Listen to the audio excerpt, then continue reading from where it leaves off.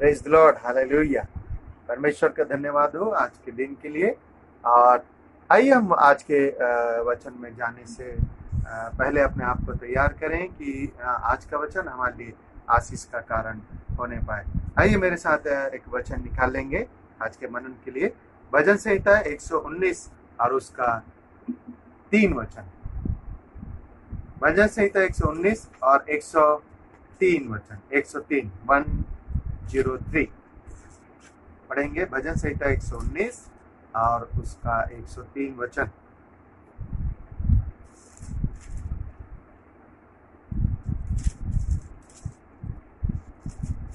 मैं ही पढ़ देता हूं, आप लोग को बहुत टाइम हो रहा है। तेरा वचन मुझको कैसे मीठे लगते हैं, वे मेरे मुंह में मधु से भी मीठे हैं। तेरे वचन कैसे मुझे मीठे लगते हैं और मधु से भी मीठा है तेरा वचन, मेरे मुंह में मीठे लगते हैं। परमेश्वर का वचन।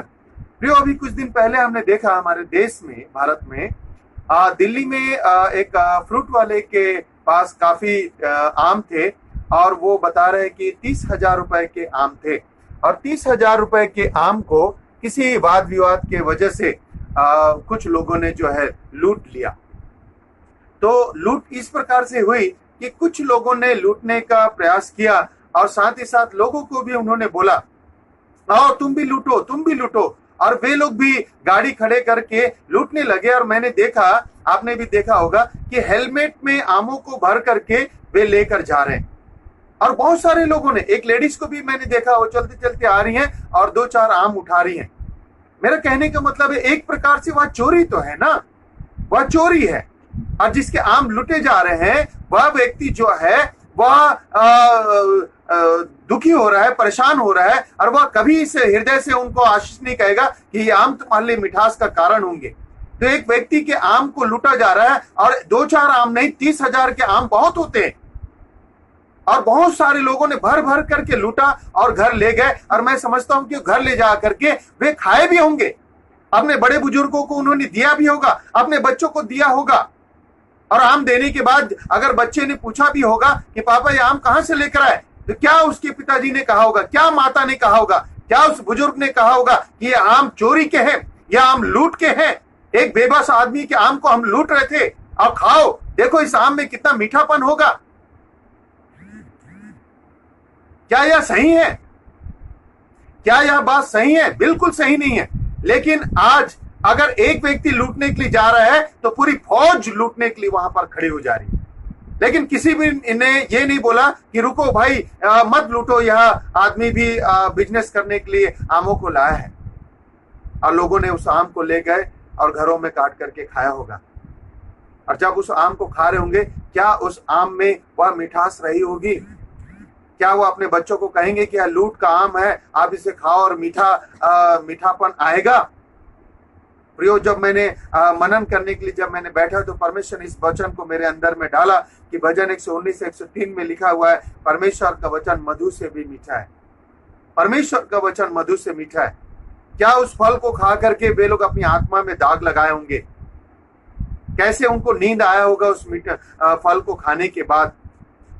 मैं सोचता हूं तो बहुत दुख होता है मुझे इस बात का कि कैसे लोग जो है आज गलत रास्तों पे चलने के लिए और लूटने के लिए उनकी आत्मा इतनी तैयार हो गई है कि वे सही क्या है गलत क्या है यह देख नहीं रहे। आज उन्होंने लूटा है, कल उनके घर को कोई लूटेगा तो क्या कोई बचाने के लिए आएगा? मैंने किसी को नहीं देखा वहां बचाते हुए कि भाई ऐसा क्यों कर रहे हो। लेकिन लूट में सब शरीक हो गए। आज वही आम खाएं जो लोग, उनके घर में अगर किसी प्रकार के चोर घुस आए या कोई लूटपाट करे और वो चिल्लाएं कि मदद करो मदद करो, क्या उसे उम्मीद करना चाहिए कि जैसे मैंने आज आम को लूटा ऐसे कल कोई मेरे घर को लूटेगा?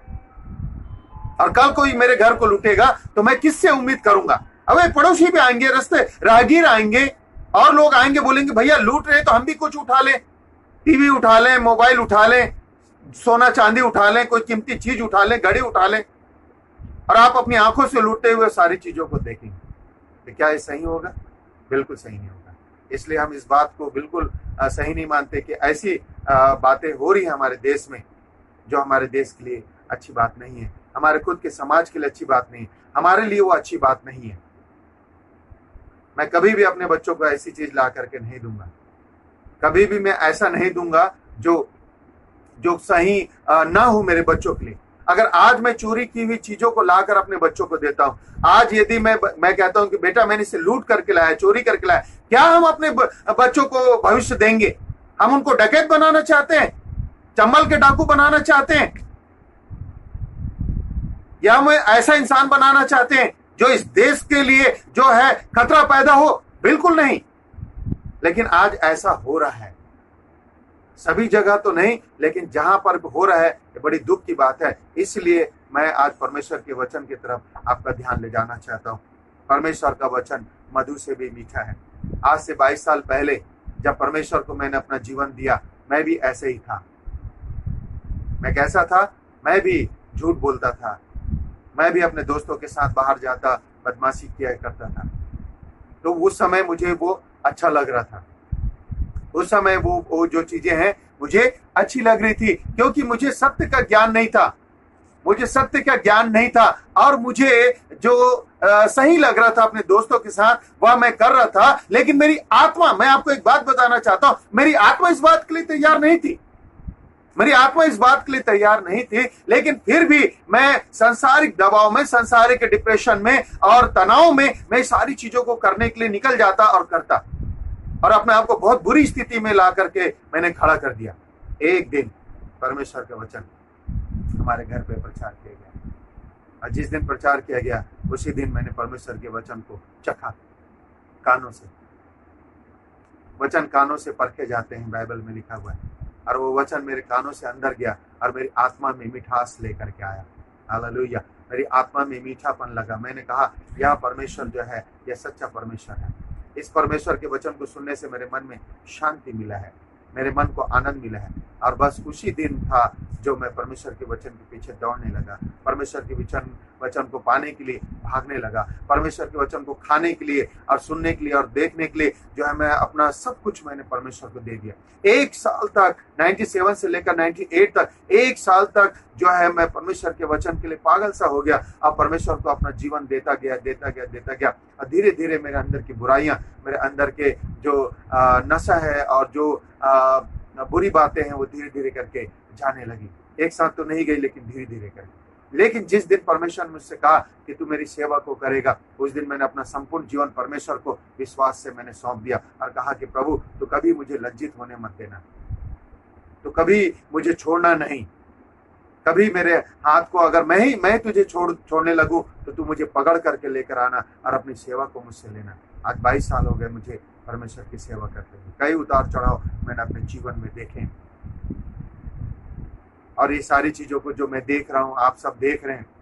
फेसबुक देखने से आत्मा अंदर से रोने लगती है कि कैसे इंसान को मार रहा है, लूट रहा है, और वे जो भूखे हैं, प्यासे हैं, सड़क में चल रहे हैं, उनसे जो है वर्दीधारी लोग जो हैं वो पैसे ले रहे हैं। क्या करेंगे? 30, 35, 40 हजार रुपए उनकी सैलरी है, वो भूखे नहीं मर रहे हैं, वे ड्रेस पहनकर आए हुए हैं, और उन लोगों से उनकी मजबूरी का फायदा उठा रहे हैं। चंबल में डाकू जो है, वो बिहाड़ में डाकू बंदूक दिखाकर लोगों को लूटा करते थे, ये आज अपने पद को, वर्दी को दिखा करके लोगों को लूट रहे। ये भी उस डाकू से कम नहीं है जो मजदूर लोगों का फायदा उठा रहे, मजबूरी का फायदा उठा रहे। सभी, मैं नहीं कहता कि सभी ऐसे कर रहे हैं, लेकिन जो कर रहे हैं उन्हें नींद कैसे आती है? वे पैसे को ले जाकर क्या अपने घर में अपने बीवी बच्चों को देंगे, और कहेंगे, और वही वर्दी पहने हुए लोग कहेंगे कि हम देश की सेवा कर रहे हैं, हम राष्ट्र निर्माण कर रहे हैं। बहुत गंदी बात है, सेम, बहुत दुख की बात है। लेकिन मैं परमेश्वर का धन्यवाद देता हूं कि परमेश्वर ने मेरे जैसे और कितने लाखों लोगों को जो परिवर्तित किया, जो और बुराइयों में, घूस में, भ्रष्टाचार में, गंदे कामों में लिप्त थे, ऐसे लोगों को परमेश्वर का वचन कहता है, आओ मेरे पास आओ, मैं तुम्हें अनंत जीवन दूंगा, मैं तुम्हें जीवन दूंगा।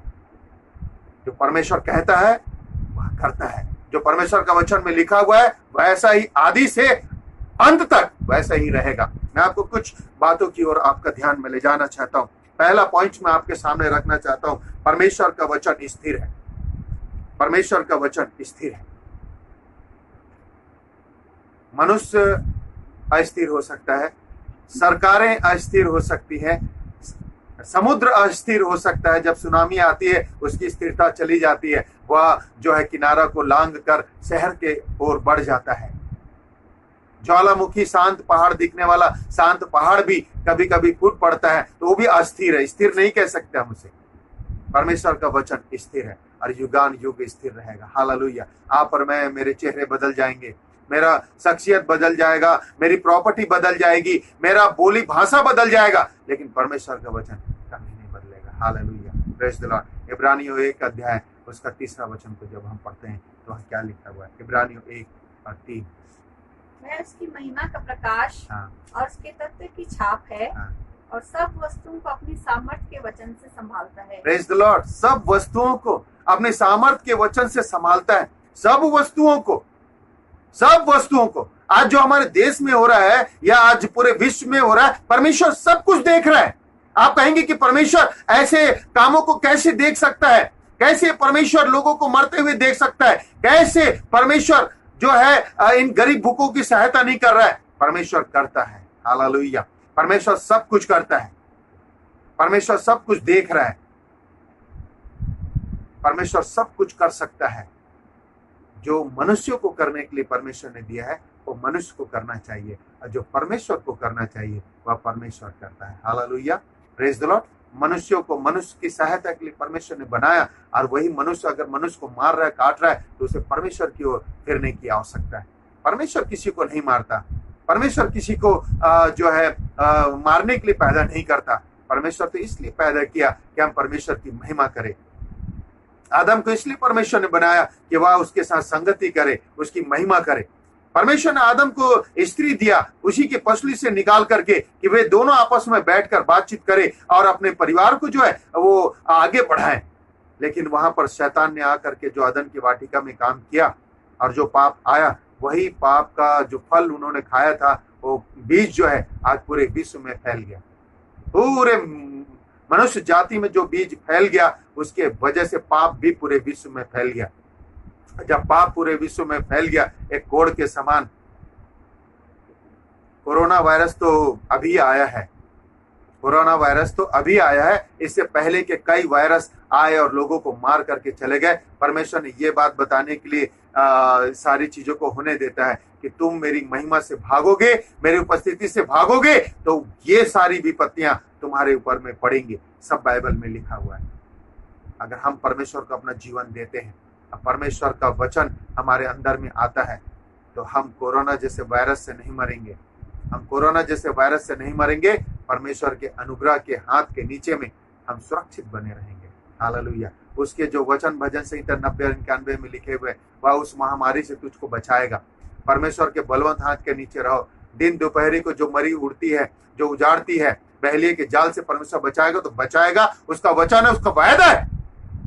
यदि आप परमेश्वर के वचन से भागते हैं, यह आपकी गलती है। जो लोग परमेश्वर को नहीं जानते, जो लोग परमेश्वर की महिमा नहीं किए, जो लोग परमेश्वर का भय नहीं मानते, उनके ऊपर में आज भयंकर विपत्ति आई है। जो ये पैसे ले रहे हैं ना सड़क में, लोगों के मजबूर लोगों के, मजदूर लोगों के जो पैसे ले रहे हैं, उनको भी उसका हिसाब देना होगा। जो औरतें बच्चे मर रहे हैं, सड़क में भूखे मर रहे हैं, उनसे जो कमाई तुम लोगों ने किया, तुम्हारी आत्मा उस बात को जो है स्वीकार नहीं करेगी। अब परमेश्वर के न्याय सिंहासन के सामने तुम्हें भी न्याय होगा, तुम्हें जवाब देना होगा। तुम्हें जवाब देना होगा कि तुमने किसके आम चुरा करके खाए हैं और कितने मीठे लगे, कितने लोगों का खून तुमने पिया और वो तुमको कितने मीठे लगे। तुम्हें परमेश्वर के सामने बताना होगा, बताना होगा तुम्हें। आज मैं परमेश्वर के वचन से भरा हुआ हूं, तो उसके एक एक वचन मेरे मुंह में मिठास को लेकर आते हैं। परमेश्वर के वचन को जब मैंने 22 साल अपना जीवन परमेश्वर के 22 साल पहले मैंने अपना जीवन परमेश्वर को दिया था, तो उस दिन मुझे पूरा विश्वास था कि मेरा परमेश्वर मुझे कभी नहीं छोड़ेगा। वह अच्छी भोजन से मुझे तृप्त करेगा, अच्छी चीजों को परमेश्वर मुझे देगा, और दिया भी है। परमेश्वर ने मुझे आशीष किया भी है। क्यों? क्योंकि उसका वचन स्थिर है। सारी सृष्टि को उसका वचन संभालता है। परमेश्वर का वचन हमारा मार्गदर्शक है। परमेश्वर का वचन हमारा जो है मार्गों में मार्गदर्शन करता है। आज लोग गूगल पे जो है मैप डाउनलोड करके मैप के सहारे में जा रहे हैं। अब मैंने कई बार सुना कि गूगल मैप जो है कई बार धोखा भी देता है, गलत जगह पे लेके चले जाता है, गलत जानकारियां भी देता है, क्योंकि एक मनुष्य ने उसको बनाया है। लेकिन परमेश्वर जिस मैप को बनाया है वह कभी धोखा नहीं देता। हालेलुया। बाइबल में लिखा हुआ है परमेश्वर मनुष्य नहीं है जो झूठ बोले और धोखा दे, या धोखे का स्वभाव तो मनुष्य का है, और मनुष्य ने जिन चीजों को बनाया है उसमें धोखा है। मनुष्य ने एटम बम बनाया था, वह मनुष्यों को मारने के लिए नहीं बनाया था। मनुष्य ने एटम बम बनाया, बारूद बनाया था, वो ब्लास्टिंग के लिए, पहाड़ों को तोड़ने के लिए बनाया था। जब उन्होंने देखा इसकी शक्ति इतनी शक्तिशाली है या बारूद, वह इंसानों पे उसका प्रयोग करने लगे, इंसानों पे प्रयोग करने लगे। परमेश्वर ने हथियार बनाकर लोगों को नहीं दिए थे, परमेश्वर ने मनुष्य को जो है दिया, खेत दिया, जमीन दिया, प्रकृति दिया, बोला इसमें तुम खेती करो और इसकी उपज को तुम खाओ। लेकिन शैतान नहीं चाहता कि मनुष्य शांति से रहे और खाए और आनंद मनाए, परमेश्वर की महिमा करे। तो आज शैतान बौखला रखा है और वह हर प्रकार के हथकंडे को अपना रहा है, और वह लोगों को जो इस प्रकार का हिंसक बना दिया है, अनैतिक बना दिया है। इंसानियत मानो खत्म हो गई है बहुत सारे लोगों के जीवन से, कि कैसे, किस तरीके से, किस हद तक वो लोगों को मार रहे, पीट रहे, भूखे प्यासे लोगों के साथ अत्याचार कर रहे। एनीवे, ये तो हमारे देश की और पूरे विश्व की ऐसी बातें हैं, लेकिन हम और आगे जाएंगे। पहला पॉइंट मैंने आपको बताया कि परमेश्वर का वचन स्थिर है। इसमें मैंने आपको बताया कि परमेश्वर का वचन मार्ग में हमारा मार्गदर्शक है, मार्गदर्शन करता है। भजन 119 105 में लिखा हुआ है, तेरा वचन मेरे पांव के लिए दीपक और मार्ग के लिए उजाला है। हालेलुया। तेरा वचन मेरे पांव के लिए दीपक, पांव के लिए दीपक का मतलब है टॉर्च का काम करता है, लाइट का काम करता है। और हमारे पांव यदि गंदे जगह हम जाएंगे, चोरी डकैती के लिए जाएंगे, तो परमेश्वर जो है हमारे पांव को वहां से वापस लेकर के आएगा और क्या करेगा, उजियाला देगा, ताकि हम अंधियारे में और इस अंधकार भरी दुनिया में हम सही रास्ते पे चल सके। आज बहुत सारे लोगों के पांव में जो है दीपक नहीं है, टॉर्च नहीं है, उजियाला नहीं है, इसलिए उनके पांव दौड़ रहे हैं लूटने के लिए, भ्रष्टाचार करने के लिए, गलत कामों के लिए। लेकिन आज हमारे पांव में परमेश्वर के वचन है, मेल के सुसमाचार के जूते हमने पहन रखे, तो हमारे पांव चाहता है कि हम किसी की भलाई करें, किसी की मदद करें। जितना मुझसे हो सका मैंने किया है और मैं आगे भी करूंगा। और बहुत सारे हजारों की संख्या में लोग जो है वो आगे आकर के कर रहे हैं, ऐसी बात नहीं है। लोग अपने घर के राशन को दे रहे हैं लोगों को खाने के लिए, पैसे से मदद कर रहे हैं, रुपए से मदद कर रहे हैं। परमेश्वर का धन्यवाद हो कि इस देश में ऐसा पहलू भी हमको देखने के लिए मिल रहा है। परमेश्वर का वचन हमारे मार्गदर्शन भी करता है, पांव में दीपक और मार्ग के लिए उजियाला है। हम अगर अंधेरे मार्ग में भी चलेंगे तो परमेश्वर का वचन प्रकाश देगा और वह हमारी सहायता करेगा। हमारे पांव को भटकने से परमेश्वर का वचन बचाएगा, क्योंकि परमेश्वर का वचन यदि हमारे हृदय में है तो हम परमेश्वर के बताए हुए मार्ग पे चल सकते हैं। Praise the Lord. परमेश्वर के वचन में जीवन है, परमेश्वर के वचन में जीवन है। यूहन्ना रचित सुसमाचार 6 अध्याय और 63 वचन को पढ़ेंगे, 63 वचन को पढ़ेंगे, तो वहां पर क्या लिखा हुआ है? आत्मा तो जीवनदायक है, आत्मा तो जीवनदायक है, शरीर से कुछ भी लाभ नहीं, शरीर से कुछ लाभ नहीं। जो बातें मैंने तुमसे कही, यीशु ने कहा जो बातें, जो वचन मैंने तुमसे कहा है वे आत्मा है, वे आत्मा है और जीवन भी। Praise the Lord. हालेलुया। यीशु की एक एक कही हुई बातें आत्मा और जीवन है। यीशु की एक एक कही हुई बातें आत्मा और जीवन है। संसार की एक एक बातें हमारे लिए बुराई है, दुष्टता है और गंदगी है, लेकिन परमेश्वर के एक एक वचन में पवित्रता है, मेल मिलाप है, शांति और आनंद है। जितना हो सके इस टाइम में परमेश्वर के वचन से भर जाइए। एक समय आएगा कि यह वचन भी आपको सुनने के लिए नहीं मिलेगा, एक समय आएगा कि यह वचन भी उठा लिया जाएगा, एक समय आएगा जब परमेश्वर का वचन को आप खोजेंगे, आपको नहीं मिलेगा। आज प्रचार के माध्यम से, आज पास्टर के माध्यम से, बाइबल के माध्यम से आपको यह वचन मिल रहा है, उसके बावजूद भी यदि आपके मन में शांति नहीं है तो आपने अपना जीवन परमेश्वर को नहीं दिया है, आप झूठे हैं, मक्कार हैं। यही वचन आपको दोषी ठहराएगा। यदि आपने परमेश्वर के पीछे चलने का निर्णय लिया है, परमेश्वर के वचन पे बपतिस्मा लिया है, परमेश्वर के वचन को अपने जीवन में ढाला है, तो आप गलत नहीं हो कर सकते, गलत बातें नहीं बोल सकते। शैतान थोड़े समय के लिए जरूर आपको तकलीफ पहुंचाएगा, दुख देगा, लेकिन आपको परमेश्वर के वचन की तरफ लौट आना है, परमेश्वर के वचन को मनन करना है, परमेश्वर के वचन को अपने हृदय में रखना है। जब आप परमेश्वर के वचन को अपने हृदय में रखेंगे तो लिखा हुआ है मन का आनंद अच्छी औषधि है। आप जितना भी दवाइयां खाइए खाइए खाइए खाइए दवाइयां, लेकिन अगर मन में आनंद नहीं है, परमेश्वर का वचन नहीं है, आप बहुत सारी बीमारियों से घिर जाएंगे, बहुत सारी बीमारियों से घिर जाएंगे।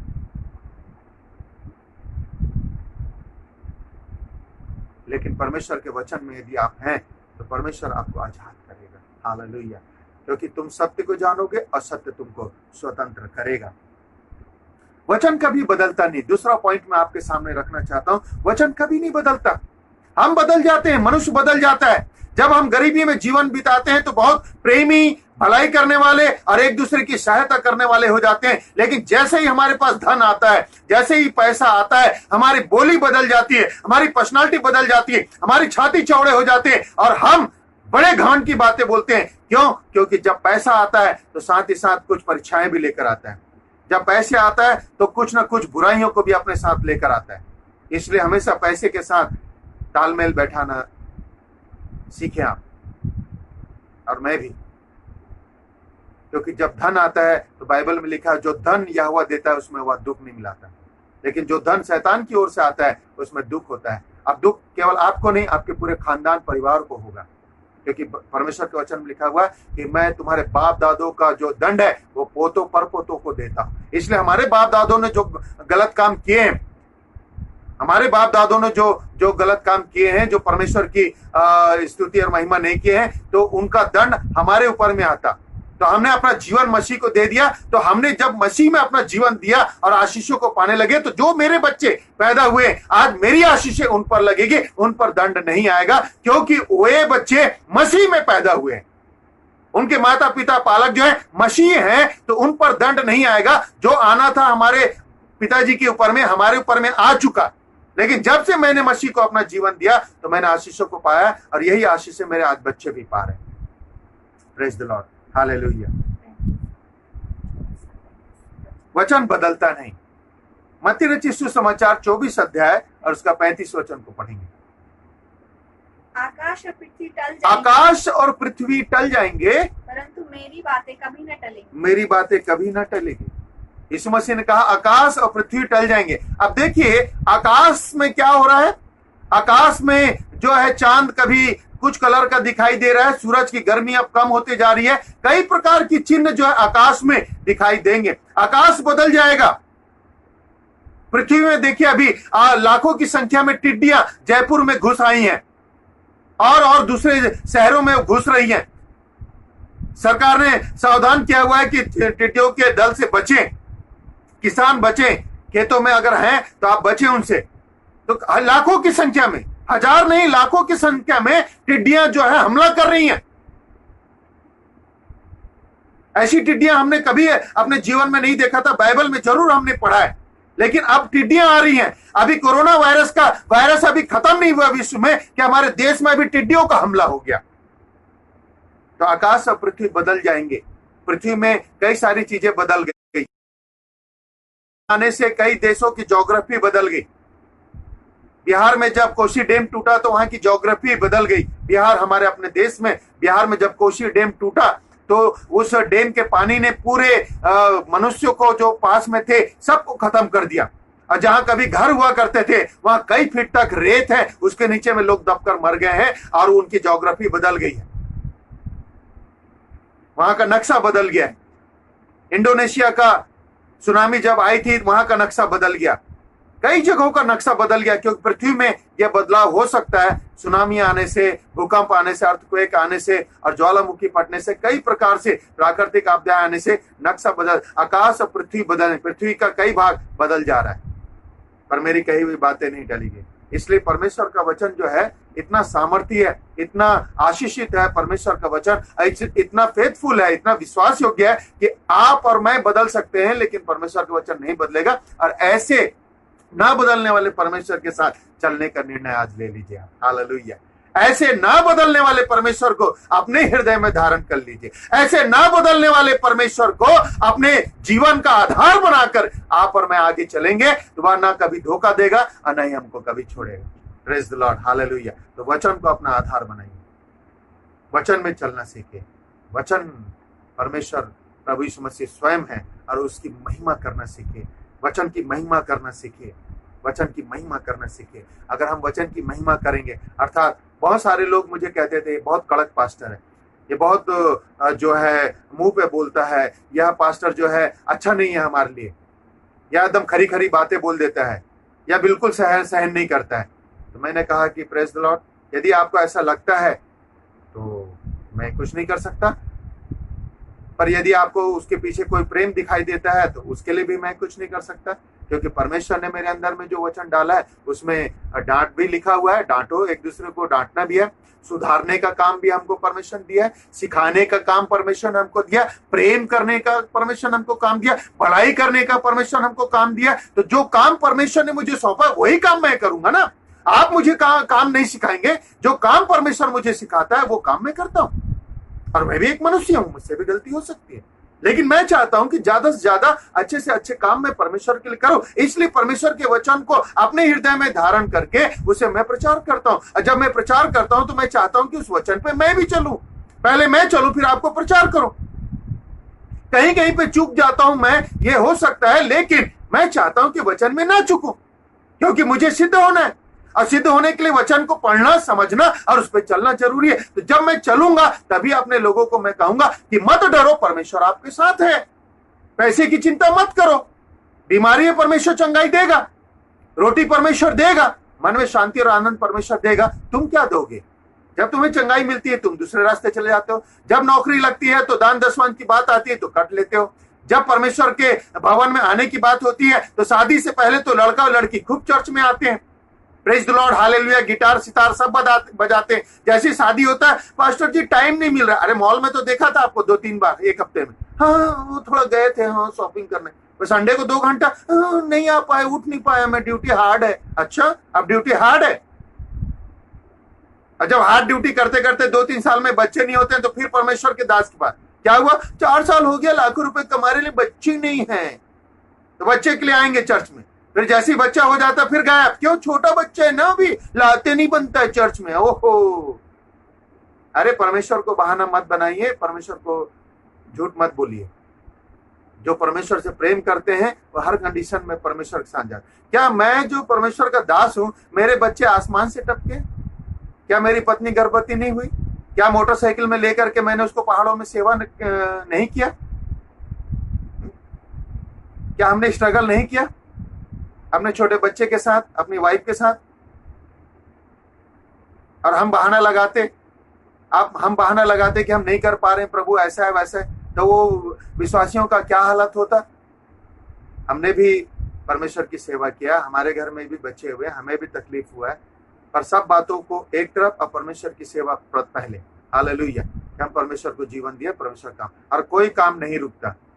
जो लोग बहाने लगाते हैं, अभी समय आ गया इस कोरोना काल में, जितना बहाना लगाना है लगाइए। बहुत से लोग जो बहाने लगाते हैं, मैं कहता हूँ प्रेज द लॉर्ड, आप मुझसे बात नहीं करना चाहते हैं, thank you, God bless you. आप मेरे से नहीं मिलना चाहते हैं, praise the Lord, God bless you. आज हम सब लोगों को पता चला है कि किसी मनुष्य के मिलने और ना मिलने से कोई फर्क नहीं पड़ता, भोजन ना मिलने से आदमी मर जाता है, ये बात सबको पता चल गया। आप अपने घर में बंद होकर के आप किसी मोहल्ले के व्यक्ति से, किसी रिश्तेदार से, किसी अपने दोस्त से ना मिलिए, लेकिन अगर आपको घर में रहते हुए भोजन ना मिले तो आप मर जाएंगे, आप मर जाएंगे। दोस्त का फोन नहीं आ रहा है, रिश्तेदार का नहीं आ रहा है, कोई नहीं आ रहा है, पड़ोस के लोग, कोई बात नहीं, आप घर के अंदर में है, आपके पास रोटी होना चाहिए तो आप जीवित रहेंगे। आज परमेश्वर ने बता दिया कि मनुष्य रोटी से नहीं, परमेश्वर के वचन से भी जीवित रह सकता है। हालेलुया। तो हमें परमेश्वर रोटी भी देगा, अपना वचन भी देगा। अगर घर में खाने को नहीं है, परमेश्वर प्रोवाइड करेगा, पूरा करेगा। लेकिन उन्हीं के लिए जो परमेश्वर को खोजते हैं, उन्हीं के लिए जो परमेश्वर के इच्छा के अनुसार चले, उन्हीं के लिए जो परमेश्वर की सेवा की है। हालेलुया। परमेश्वर कभी नहीं बदलता, मनुष्य है तो बदल जाएगा। हबक्कुक 3:17 में लिखा हुआ है, जलपाई के पौधे से केवल धोखा पाया जाता है। जलपाई का जो पौधा होता है उससे केवल धोखा पाया जाता है, और यह मनुष्यों के लिए लिखा गया है। मनुष्य का स्वभाव धोखा देने का है। याकूब, जिसका नाम परमेश्वर ने बदलकर इजराइल रखा, याकूब ने अपने भाई को धोखे से उसका पहलौठा का अधिकार ले लिया। परमेश्वर ने चलो आशीष कर दिया याकूब को। कितने लोग बाइबल में ऐसा लिखा हुआ है कि धोखा दिए, बहुत सारे लोग हैं जो धोखा दिए। आकान ने धोखा दिया अपने साथियों को, 36 लोग मारे गए।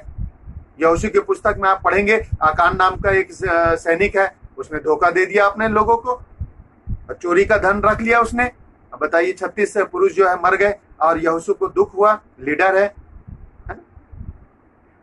एलिसा जो है गेजी का सेवक, एलिसा जो है एलिसा का सेवक गेजी ने अपने स्वामी को धोखा दिया और वो आकान नमान के पीछे भागा और वहां से कुछ पैसे झूठ बोल करके पैसे और कपड़े ले आया और धोखा देने की कोशिश कर रहा था। परमेश्वर का धन्यवाद हो, एलिसा ने उसके धोखे को पकड़ लिया। यहूदा इस्करियोती अपने गुरुजी को धोखे से पकड़वा दिया।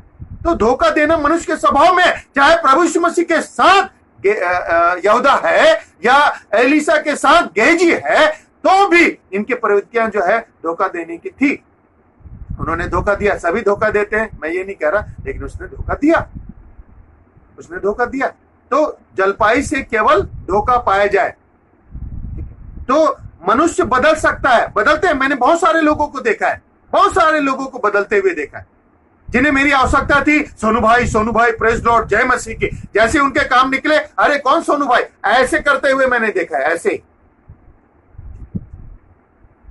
जिनको हम दिल से प्रेम करते थे, और प्रभु के सेवकों की बात कर रहा हूं मैं, विश्वासियों को तो वो ठहरते ही नहीं हमारे सामने, सेवकों की बात कर रहा हूं, जिन सेवकों को हम दिल से प्रेम करते, जिससे दोस्त बनाया था, उसने जब मेरे बॉडी टच हुआ तो ऐसा कर रहे, मतलब अरे भाई तुम्हारे तो आगे पीछे के ना लोग, पता नहीं कि कौन मदद करता है और कौन क्या करता है, ठीक है। तुम आज थोड़ा सा पैसा तुम्हारे पास हो रहा है तो तुम ऐसा कर रहे हो। धोखा दिया मेरे दोस्त ने। बहुत सारे लोग हैं जो, बहुत सारे लोगों ने झूठ बोला, धोखा दिया। प्रेज लॉर्ड, परमेश्वर उनको आशीष दे, ठीक है। जो जैसी उनकी प्रवृत्ति है वैसा वो दिखाई देता है। पेड़ अपने फलों से पहचाना जाता है। हम भी जब पहचानने में थोड़ा सा टाइम लगता है मुझे, लेकिन जब मैं पहचान जाता हूं तो अच्छे से पहचानता हूं।